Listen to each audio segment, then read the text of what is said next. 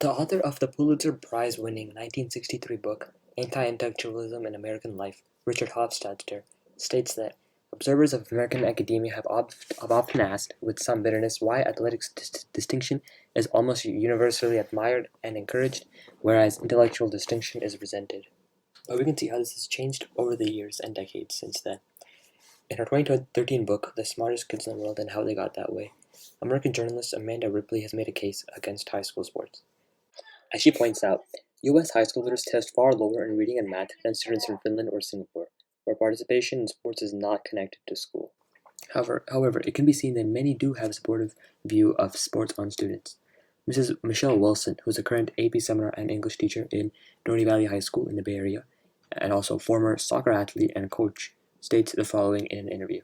We didn't have that many AP courses either. So I think that probably the bigger issue is the incredible academic high-level course load in conjunction with academics. When you're taking multiple AP courses and also doing summer internships, and also, that's where I think that academics and athletics are not going to mix very well. Although what Mrs. Wilson said was definitely true to her experiences, this can also be refuted through a 2016 scholarly article titled "History and Evidence Show School Sports Help Students Win", written by Daniel H. Bowen and Colin Hitt, who are both professors of education policy and politics at Texas A&M University. They say, if athletics were harmful to academic pursuits, then athletes would perform worse than other students in school as well as later in life. But the most careful analyses to date suggest that student athletes perform better than their peers. Specifically, researchers have found that student athletes are significantly more likely to go to college, score higher on standardized achievement tests, earn higher wages, and are more likely to report having positive relationships with the school personnel.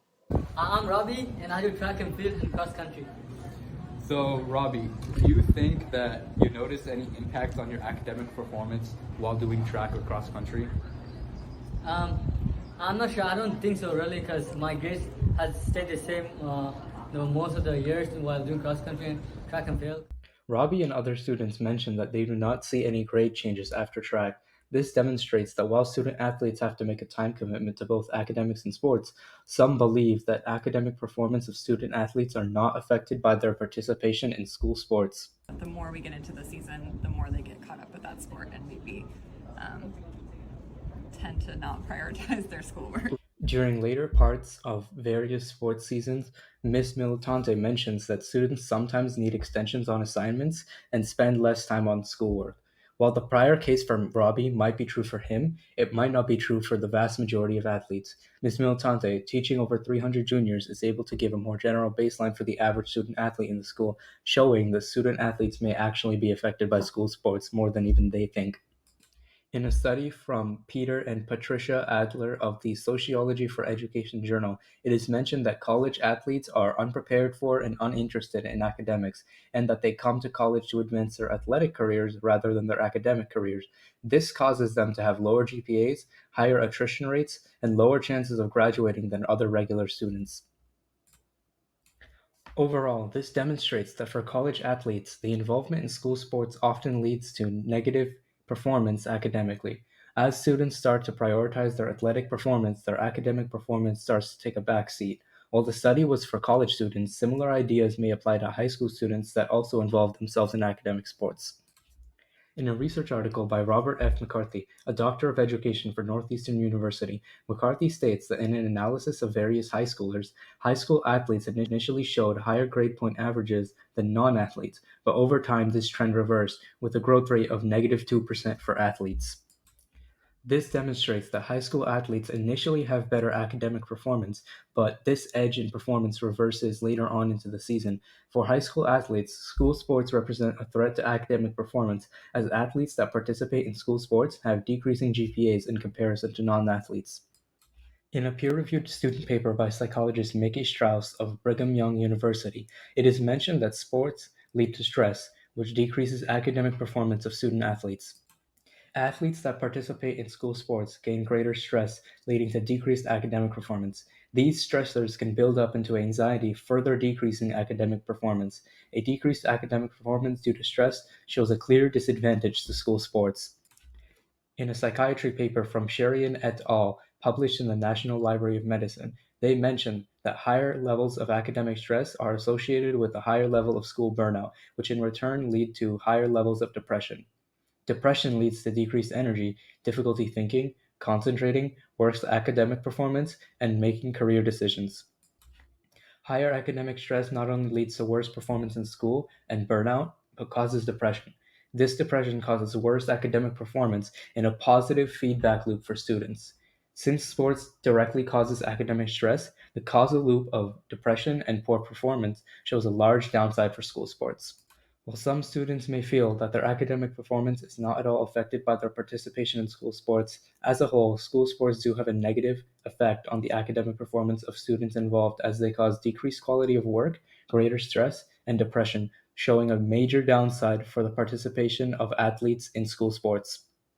So, what exactly are the physical benefits to doing a sport? Well, according to the Center for Biotechnology Information, it states that physical activity and exercise have significant positive effects in preventing or alleviating mental illness, including depressive symptoms and anxiety or stress-related disease. This shows that physical activity as an adolescent can have significant health benefits for you. To further prove this point, we can turn to Katrina, a current junior in high school, that does professional pole vaulting to further elaborate on this idea. I'm a pole vaulter, and for physical benefits, I've really gotten I think it's helped us get more in shape as a team. It increases your athleticism. As pole vaulters, we don't really work on a lot of brute strength stuff, but we work on the smaller twitch muscles, just agility and explosiveness, and really because we only have to run for 70 feet max in competition, so we just need to train those muscles to get going as fast as we can within in a very short period of time. So we train a lot of the short burst muscles and things like that. We can also see from this graph by Project Play Aspen Institute that being active in youth and teen years often led to people doing better in life physically and getting to enjoy physical benefits. This supports the argument of why we need to stay physically active in order to be healthy. So, this leads us to the question of whether or not there are any physical disadvantages to doing the sport. We can turn back to Katrina and gym teacher Ms. Nicasso to answer this question for us. Would you say there are any disadvantages to doing pole vaulting? Pole vaulting is a pretty dangerous sport if you don't know what you're doing, or if things go wrong. The sport itself is very complicated, so if you do things wrong, there can be bad consequences. There have been injuries in the sport. It's unfortunate, but it's not always that person's fault. Sometimes it's out of their control. Has been doing a sport in high school had any physical disadvantages for you? No, disadvantages, maybe down in the long run, I'm going to have bad hips. If you played soccer, maybe some concussion affecting your studies, maybe some injuries that limit you from actually playing, but nothing at the moment. Additionally, from this graph over here by the CDC, we can see that during the COVID-19 pandemic, when many students stopped staying physically fit, it had drastic effects on their mental and physical health. This supports the argument of why we should be doing a sport in high school, because it shows that we miss out on a lot of physical benefits if we don't play a sport. Would you recommend other high school students to do a sport in high school? Absolutely. I think it makes you more well-rounded. If you can balance your school and academics, all my closest friends are from my team. You can join a club, you can also make good friends there. So as long as you're getting involved in some way, I think I would recommend it better. Encourage student athletes to positively benefit from the funding of school sports teams, as it improves one's social emotional health by having a growth mindset, feel accepted in a community, and have control or grasp of their lives. Sports can also provide a safety net which allows students to bounce back on or off the field. Researchers from the nonprofit Dataless Center Sports Injury Research and Prevention states high school athletes are 85% more likely to report that their friends care about them. This care leads to less stress to make mistakes, leading to a better mindset on challenging oneself in school, causing an increased school satisfaction in the study. The journal Institute for Quality and Efficiency in Healthcare by the National Institute of Health states, in mild depression, sports are a good alternative for people who don't want to start a treatment right away. It helps students to be open to new treatments without stigmatization, such as therapy. Sports offers various coping mechanisms in a team setting, which gives freedom and empowerment in self-improvement. Melanie Grossheider, an AP psychology teacher who studied at UC Santa Barbara, stated students have intrinsic value as sports are optional, leading to free will and humanistic utilization of their capabilities. Can lead to very powerful long-term benefits as far as immune system improvement, overall life satisfaction, and higher ratings of happiness. We know that sublimation, the ability to channel unhealthy impulses into healthy outlets, is satisfied through sports. When you feel frustration, when you feel some aggression, being able to use that energy for physical exertion is certainly a healthy outlet for something like that. The ability to regulate one's emotions and experiences can be on a social level.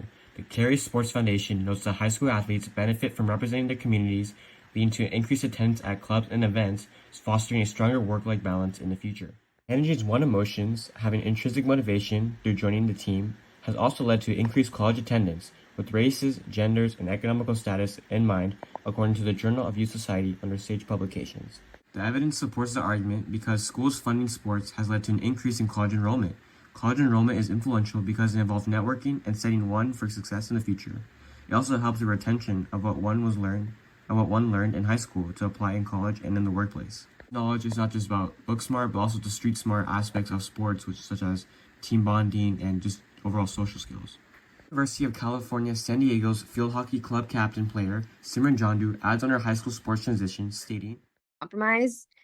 So I wouldn't say I've had to make too many sacrifices, but sometimes you have to choose like one over the other, and that's just like how you want to prioritize things." In college is a commitment to one's passion. For Simran, going into bioinformatics, the ability to play on one's strengths can lead to one feeling confident in their major/career and do intrinsic work that doesn't involve trends, but is a long-term healthy relationship with work, becoming mature, and balancing stress in mind. In my opinion, if a student is not doing well in school and they're participating in sports, it's most likely they would still be doing poorly in school without the athletics. Ms. Schumacher brings up a good point, but many also believe that high school athletics are on the decline. Pleasanton Weekly author Dennis Miller sees 6 main reasons for the decline of high school sports in the East Bay Area. Numbers of athletes, specialization, lack of dedication, lack of coaches, cost to play, and officials. He observes that in the Bay Area, Livermore, Granada, and Doherty Valley and Monte Vista are all high schools that are having issues with their girls' basketball teams for the stated reasons. There is hope, though. Well, I think in other countries, they don't have every single day athletics. But if people are wanting to be professional or to be in the Olympics or something like that, then they should probably drop out of normal high school and do kind of a independent study in like a modified high school program anyway, which is what happens with skiers or ballet dancers and so forth, that it takes up so much time. And in other countries, like in Spain, if someone wants to play tennis, they pretty much drop out of school and do tennis all the time, starting 16. And that's why we're not as good at tennis.